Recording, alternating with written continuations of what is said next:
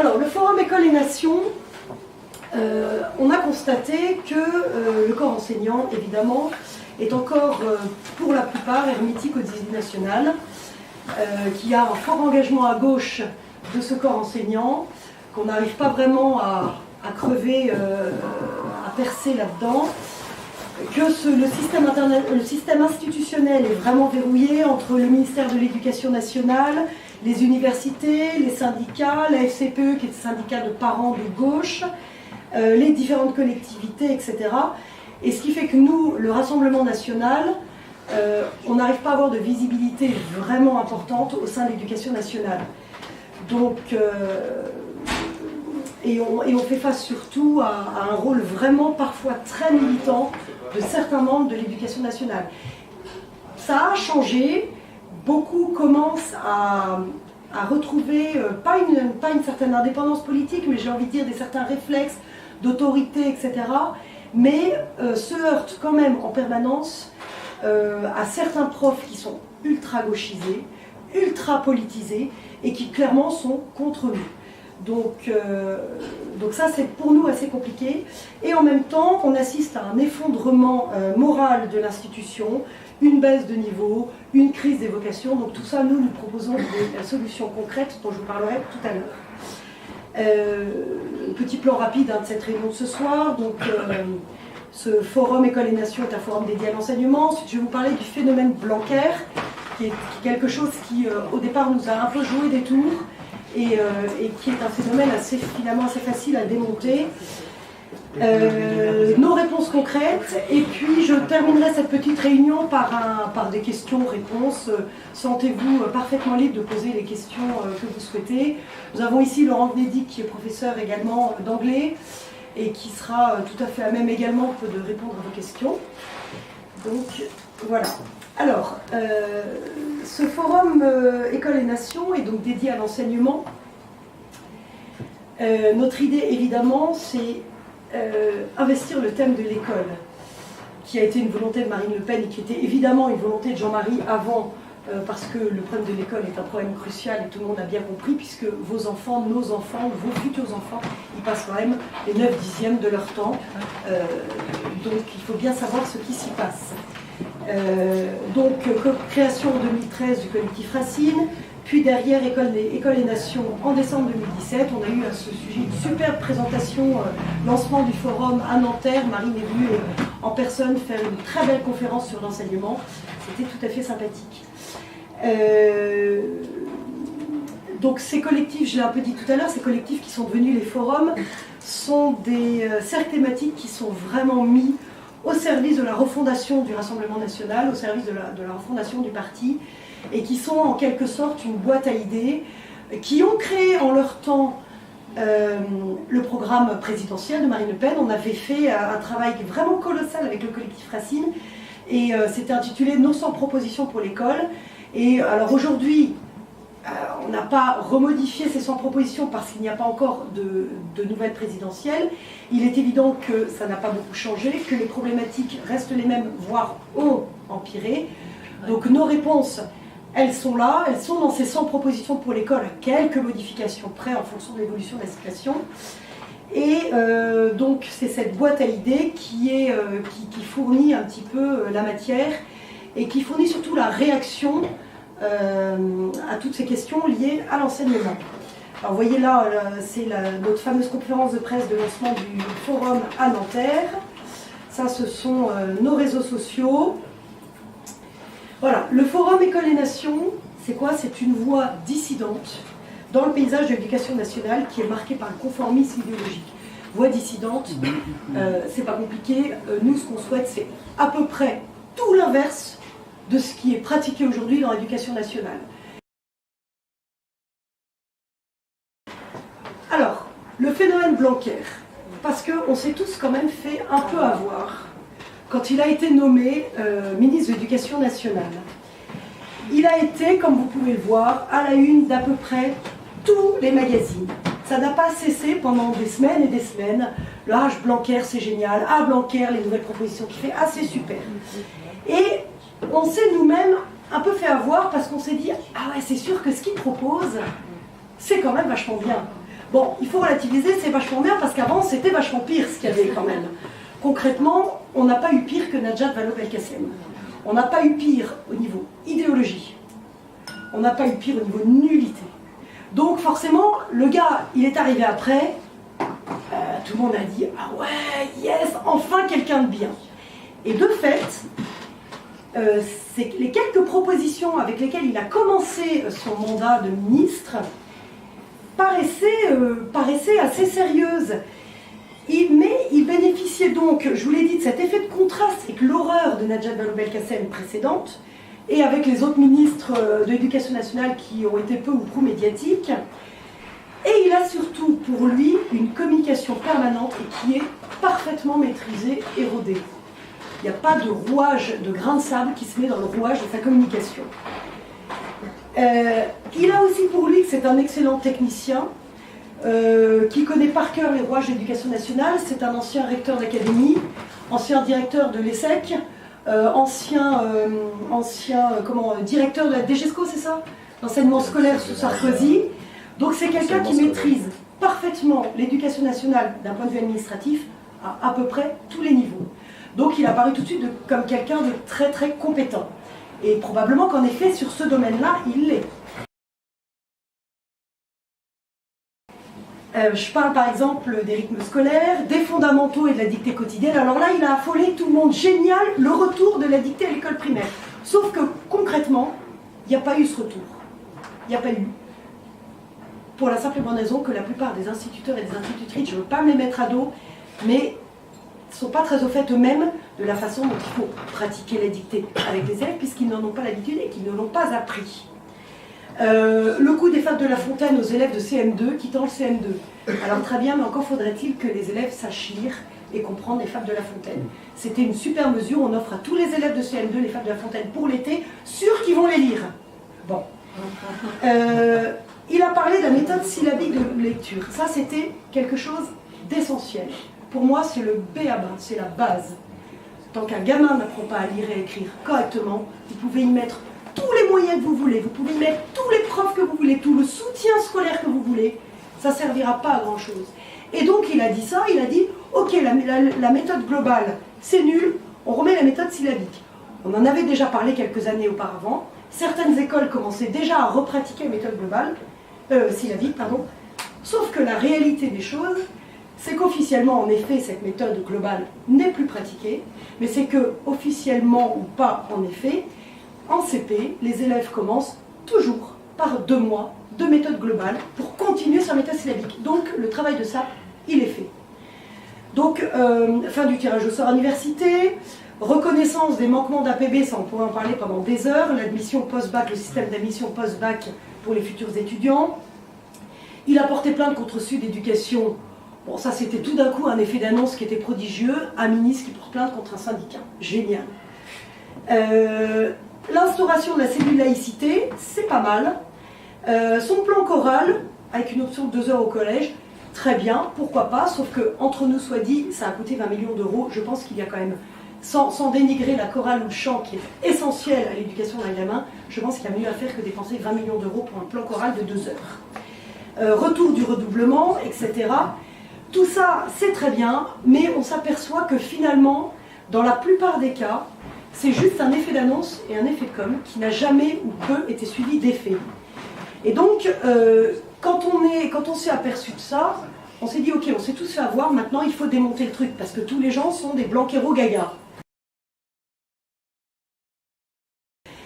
Il y a eu également le problème des dédoublements de classes qui ont été contestables, c'est-à-dire qu'il a dédoublé des classes de CP en zone prioritaire, génial, très bien pour les gamins de ces classes-là, sauf qu'en parallèle, en ruralité, du coup, il y a eu des fermetures de classes. D'après TF1, 800 classes. Ouais, d'après TF1, 800 classes. Le chiffre exact, évidemment, on ne le sait pas.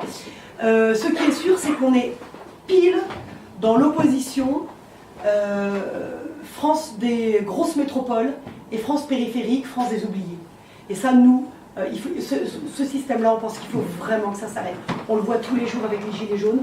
On voit bien que c'est la France périphérique qui, tout d'un coup, un peu s'est levée quand même. C'est la préférence pour les immigrés. Il faut le dire, il faut appeler un chat, c'est la préférence pour donc les immigrés. Les classes dédoublées en zone prioritaire, effectivement, ce sont en général des quartiers sensibles. Donc ces petits gamins-là, bien sûr qu'ils ont droit à l'éducation, bien sûr qu'ils ont droit à un enseignement qui est au top, comme tout le monde, pas plus que les autres, comme les autres. Or les autres, mathématiquement du coup, sont oubliés et n'ont pas le droit à ces dédoublements qui leur seraient largement profitables, voire ont droit à des fermetures de classe, et les gamins, les parents sont obligés de faire 5 km pour aller dans le village à côté ou 10 km parce que la classe de leur gamin a fermé. Une réforme du bac mal engagée. Alors ça, le rapport Mathiot, qui a pondu cette réforme du bac, là effectivement c'est vraiment une vraie catastrophe. C'est censé avoir été mis en œuvre à partir de septembre pour les bacheliers dans 2 ans, 3 ans, seconde, première, terminale. Ce rapport Mathiot, on a plusieurs inquiétudes à ce sujet. Notre coordinateur national, Gilles Ardina, a fait une vidéo qui doit être sur le site du Forum École et Nation à ce sujet, pour bien expliquer. Pour nous, ce rapport est totalement à côté du sujet. Au lieu de simplement remonter le niveau du bac, parce qu'aujourd'hui tout le monde est bien d'accord que le niveau du bac ayant baissé, ça a complètement dévalorisé le diplôme, ça a engorgé le système universitaire. Donc au lieu de s'attaquer à ça, ils se sont attaqués à l'architecture du bac. Donc en fait finalement à des côtés purement techniques, administratifs. Ils sont attaqués à l'architecture, ils veulent réformer l'architecture, faire disparaître des filières. En fait c'est un gros chamboule-tout. C'est un gros chamboule-tout. Mais le plus grave, c'est que dans ce chamboule-tout, en fait, la mise en place de ce chamboule-tout est horriblement compliquée pour chaque chef d'établissement. C'est-à-dire qu'ils suppriment globalement les filières générales, donc il n'y aura plus de filière L, il n'y aura plus de filière S, il n'y aura plus de filière ES, etc. Et à la place, ils vont remplacer par des grands thèmes, des grandes thématiques. Et ça, l'effet le plus pervers est qu'ils vont mettre dans les lycées de banlieue à mauvaise réputation des thématiques ou des options rares, de bon niveau, pour pouvoir faire de la mixité sociale forcée. Ça veut dire que le gamin d'un lycée de bon niveau du centre-ville de Strasbourg, qui voudra faire son option chinois, il va se retrouver dans un lycée pourri de banlieue pour faire son option chinois, et il va être obligé d'être inscrit dans ce lycée. Et donc c'est une mixité sociale à marche forcée. Ça, c'est un des premiers effets qui se coulent. Deuxième effet qui se coule, ils veulent installer le système du contrôle continu pour ce nouveau bac. Et donc, demander aux profs de noter pendant l'année eux-mêmes leurs élèves sur des épreuves qui n'auront plus d'épreuve finale, qui n'auront plus de but final. Donc ils seront notés en contrôle continu sur le cours qu'ils ont avec leurs profs. Ce qui pour nous est une catastrophe, enfin on considère que c'est une catastrophe parce que cette notation le prof peut subir des pressions, concrètement, à la fois des parents d'élèves, à la fois de sa direction, pour maintenir un bon niveau dans son lycée. Donc en fait, ils suppriment l'anonymat de fin de terminale via les épreuves du bac de fin de terminale. Ils suppriment l'anonymat et chaque prof sera chargé de noter ses élèves. Donc ça, pour nous, c'est vraiment une catastrophe. Vraiment une catastrophe. Si tu permets, ouais. C'est la porte ouverte à la surnotation. Donc, puisqu'ils sont tous en compétition, s'ils ont un taux, par exemple, de bac de 80%, ils regardent, alors les gens vont regarder seulement 80%, donc c'est nul ici, on ne va pas envoyer les gamins. Exactement. Donc ils vont surnoter et obtenir artificiellement une montée du score. Donc en fait, le niveau va baisser et en même temps, le score va monter. Voilà. Donc c'est ça, soviétisation. Et ça va être aussi un peu du clientélisme en fait. Voilà. Et en même temps, ce sera également pour certains quartiers à dominante immigrée. C'est ça, voilà. Exactement. Et donc, malgré l'opposition quand même sur ce sujet-là de pas mal de syndicats, Blanquer a persisté. Beaucoup de syndicats ne sont pas d'accord.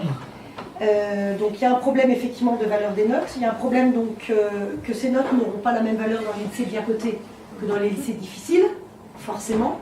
Donc finalement, vous allez avoir un diplôme au rabais, encore plus au rabais qu'il ne l'est aujourd'hui. Donc, pas d'augmentation du niveau du bac. Rien non plus dans ce rapport Mathieu sur la perte d'autorité des maîtres et les incivilités qu'il peut y avoir à l'école. Rien sur la crise des vocations dans l'enseignement, et ça c'est un gros problème. Rien sur le communautarisme et la violence dans les lycées. Donc pour nous c'est juste un rapport hors sol et hors sujet. Et ça reste également irréaliste dans l'emploi du temps. Il va y avoir, je ne sais pas comment les directeurs de lycées vont s'organiser, mais en fait ce qui se passe c'est qu'on va arriver à un lycée à la carte, et donc on va arriver à la vision des socialistes de l'école, qui est l'individualisation parfaite de l'école, alors que c'est le moment où le lycéen a le plus besoin de repères sociaux et en commun. Donc c'est vraiment la vision socialiste. Et d'ailleurs Mathieu est un copain de Martine Aubry et est au Parti socialiste.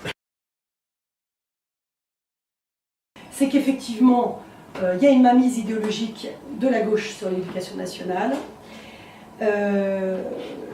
Il y a ce problème d'égalitarisme par le collège unique, le bac pour tous, qui conduisent à un effondrement mais absolument général du niveau.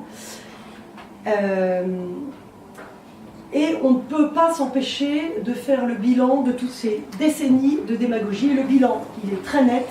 Le classement de la France aux différents programmes internationaux. Donc classement, la France 26e au classement PISA. Donc vous voyez après à peu près les grands pays européens ou autres. Donc 26e au classement PISA. Le suivant, je pense que c'est pire, 34e au classement Pearce, qui est le classement qui évalue le niveau de lecture, de mathématiques et de compréhension. Donc vous voyez que c'est quand même pas très brillant. Les derniers résultats seront publiés en 2019, c'est tous les 2 ou 3 ans je crois. Oui c'est ça, 3 ans. Donc on voit bien que c'est devenu une catastrophe et qu'il faut absolument, absolument changer ça, parce que déjà des générations ont été sacrifiées. Le niveau général baisse. J'ai encore lu l'autre jour une étude américaine qui s'était penchée sur le niveau des élèves français et qui montre... Ils se sont beaucoup penchés. Hein. Ah bah ils se sont beaucoup penchés et ils montrent surtout que le QI moyen des Français a baissé. Ils le disent comme ça, le QI moyen, c'est un truc incroyable. Ça a baissé. Hein? Tu dis que ce n'est pas lié à l'immigration. Pas du tout lié à l'immigration, non pas du tout. À ça, nous apportons des réponses claires. La première réponse, restauration de l'autorité des maîtres. Il y a une crise majeure de l'autorité, et que ce soit au niveau familial, donc éducatif, ou au niveau enseignant, il y a une crise majeure de l'autorité, qui est évidemment héritée de mai 68, mais ça, c'est pas un scoop. Les professeurs n'osent plus eux-mêmes mettre l'autorité, marquer l'autorité, et les parents, du coup, non plus, et donc mathématiquement, les élèves ne respectent plus l'autorité. Et ça, c'est quand même un grand problème. Il faut absolument que les professeurs soient soutenus par leur hiérarchie et par les parents quand ils souhaitent marquer l'autorité. Et ça n'est plus le cas, malheureusement. Un retour réel aux fondamentaux, bien sûr, et ça se joue à l'école primaire. On pourra en parler après, si vous voulez, avec plus de détails, mais tout se joue à l'école primaire, et on l'a dit tout à l'heure, en CP. Il faut absolument qu'arrivé en fin de CM2, tous les petits enfants de France sachent lire, écrire et compter. Et ça n'est malheureusement plus le cas. L'arrivée en 6e des élèves marque un pourcentage totalement effroyable. Je crois qu'il y a 30% seulement des élèves de 6e qui maîtrisent la lecture du français, donc la compréhension d'un texte.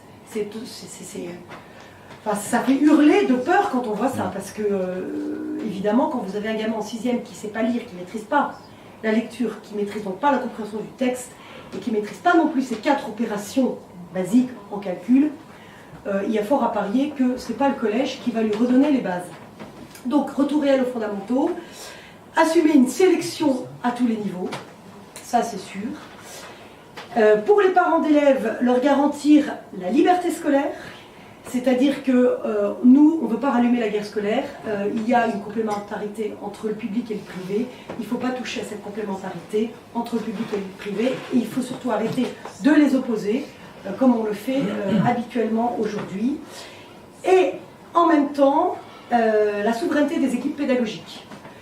Ça veut dire que quand une équipe pédagogique dit qu'un gamin ne va pas passer en 6e, il faut que les parents arrêtent de pouvoir avoir tous les recours possibles pour faire passer de force le gamin en 6e. Alors il y a également, nous proposons de revaloriser les filières professionnelles et d'apprentissage. Déjà, ça fait un moment qu'on propose l'apprentissage dès 14 ans. Ça c'est sûr. Ça fait un moment qu'on le propose.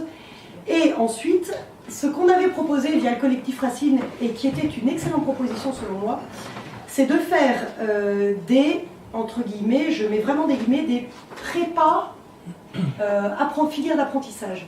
C'est-à-dire, pour valoriser cette filière d'apprentissage, faire une prépa spéciale qui remonterait, qui redorerait en fait ces filières d'apprentissage et qui ferait que les parents n'auraient plus le sentiment, quand on leur dit que le gamin, il faut l'orienter, qui ferait que ces parents n'aient plus le sentiment qu'en fait son gamin, il va arriver sur une voie de garage parce qu'il est nul à l'école. C'est pas ça le sujet. Le sujet, c'est qu'il est probablement pas fait, on n'est pas tous faits pour être en filière générale et pour être polytechnicien ou pour être n'importe quoi, physicien ou j'en sais rien. Et que si on redorait le blason des filières d'apprentissage et des filières professionnelles, je pense qu'il y aurait moins cette espèce d'amertume des parents à l'idée que leur gamin, ben non, il n'a pas été assez doué pour être en filière générale, donc il part en filière pro ou en filière d'apprentissage. Et ça, il faut vraiment que ça change. Parce qu'il y a des gamins qui ont de l'or dans les mains, qui n'ont pas d'or dans la tête, mais dans les mains. Et donc, pourquoi ne pas les laisser s'exprimer sur l'or qu'ils ont dans les mains? Aujourd'hui, c'est simplement, on leur dit, tu es un gros nul, tu pars en apprentissage. En fait, c'est un peu ça. Et ça, c'est vraiment dramatique. Donc nous, ça, c'est des choses qu'on veut changer. Également, évidemment, une éducation nationale au service des Français. Donc il faut rompre avec l'immigrationnisme, mais ça, c'est un sujet de politique générale. Tant qu'on n'aura pas changé notre politique en matière d'immigration, je pense qu'on n'arrivera pas non plus à changer vraiment et profondément l'école. Voilà. Donc je pense qu'on a fait à peu près le tour des questions. Je voulais juste rajouter une petite chose. Au Forum École et Nations, on cherche à toucher les parents d'élèves. On n'y arrive pas. Au départ, c'était une association, on rassemblait les professeurs. Et comme dit Victor Hugo, l'éducation, c'est les parents qui la donnent, l'instruction, c'est l'État qui la doit. Mais le problème, c'est que les parents, très souvent, ont baissé les bras sur ce qui se passe à l'école. Parce que soit ils n'y comprennent rien, il y a un langage d'éducation nationale totalement abscon, on n'y comprend plus rien à la façon dont ils parlent, soit même les travaux, le travail scolaire demandé à leurs enfants devient tellement compliqué que le parent, il est là, mais au secours, je ne comprends même pas ce qu'il leur est demandé, soit ils ont tellement peur d'apprendre réellement ce qui se passe à l'école qu'ils s'en désintéressent. Et ils apprendraient réellement ce qui se passe à l'école, on arriverait à les toucher. Donc moi, j'ai envie juste de faire passer le message suivant. Vous, parents d'élèves, vous, futurs parents d'élèves, ou anciens parents d'élèves, rejoignez-nous. Parce que, d'abord, l'union fait la force, plus on est nombreux, plus on y arrivera. Parce que les infos, elles doivent circuler. Vous devez vous renseigner absolument sur ce qui se passe à l'école avec vos gamins, sur les bouquins qu'on leur fait lire, sur les textes qu'on leur fait étudier. Le problème, c'est que vous seriez horrifiés très très vite. Et c'est pour ça que les parents ne veulent pas le faire. Parce que devant l'ampleur de la tâche et l'ampleur du phénomène, on a tendance à baisser les bras et à se dire « je préfère faire un peu l'autruche, j'attends que ça passe et je vais y arriver ». Sauf que vos gamins, comme je vous disais tout à l'heure, ils sont 8 heures par jour à l'école. Et vous, quand vous les récupérez, c'est la fin de la journée, vous n'avez pas envie de repasser tout ce qui s'est passé pendant la journée à l'école. Et pourtant, il faut le faire, parce que je vous assure que vous aurez des surprises. Et la seule façon de lutter et de se battre pour préserver vos enfants, c'est de vous renseigner sur ce qui se passe réellement à l'école. Et ça, franchement, rejoignez-nous, aidez-nous. Nous, on a besoin aussi de ces remontées d'informations des parents pour pouvoir lutter aussi efficacement et correctement. Et on ne peut rien faire sans les parents d'élèves. Donc aujourd'hui, je fais passer le message suivant. C'est un forum qui n'est pas réservé aux professeurs. Au contraire, les parents sont 100 fois, 1000 fois les bienvenus pour nous aider dans nos tâches, parce que finalement, les professeurs, on a vos enfants, mais aidez-nous s'il vous plaît. Voilà, je vous remercie.